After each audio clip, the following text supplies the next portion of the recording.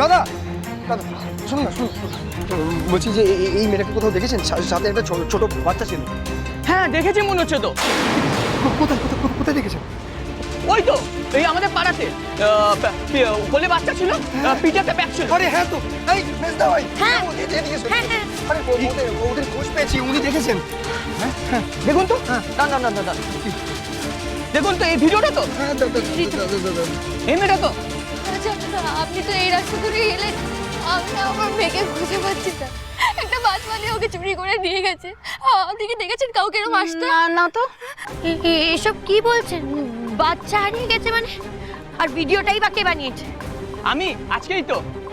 আরে আপনারা চিন্তা করবেন না, বাচ্চাটাকে আবার পেয়েও গেছে। গুন্ডারা চুরি করে নিয়ে পালাচ্ছিল। আচ্ছা, ঘটনাটা ঠিক কোথায় ঘটেছে বলতে পারবেন? ওই তো দুপা হেঁটে ওই পাশের গলিতে। তারপর উনি কোথায় গেছেন বলতে পারবো না। রানী কোথায় চলে গেল বলো তো? এতটা কাছাকাছি এসে ওকে হারিয়ে ফেললাম আমরা। আসলে মেয়েটা বাচ্চাটাকে পেয়ে যাওয়ার পর আমি আর দাঁড়াইনি, তাই বলতে পারবো না ম্যাডাম কোথায় গেছে। দেখেছো, তার মানে আমি ঠিক কথাই বলছিলাম। রানী ডেফিনেটলি ওই ছেলেটার সাথে এখানে দেখা করতে এসেছে। একবার বেঁচে গেছে, এরপর যদি আরো কোনো বড় বিপদ হয় রানীকে খুঁজে বের করতেই হবে আমাদের, বুঝতে পেরেছো?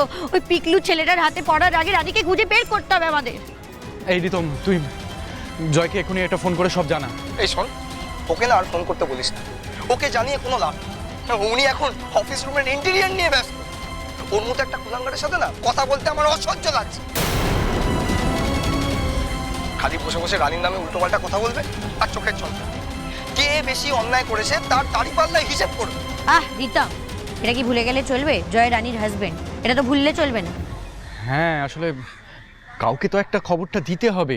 দাঁড়াও মেজদা ভাই, আমি ফোন করছি। জয়ের জানা দরকার ও কোন সাংঘাতিক বিপদের মধ্যে মেয়েটাকে ঠেলে দিয়েছে।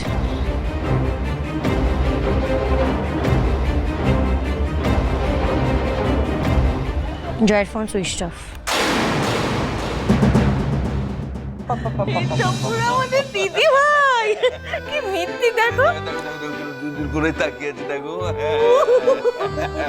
শোন, আজ থেকে এই বাড়িটা তো, হ্যাঁ, আর এইটা হলো দিদা, আর আমি হলাম দাদু দাদু দাদু দাদু দাদু দাদু দাদু দাদু।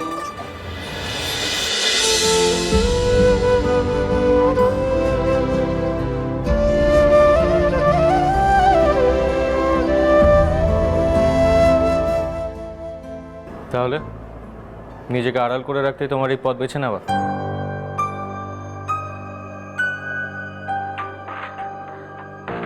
মানে শ্বশুর বাড়ি, বাপের বাড়ি, সবার থেকেই তুমি নিজেকে লুকিয়ে রাখতে চাও?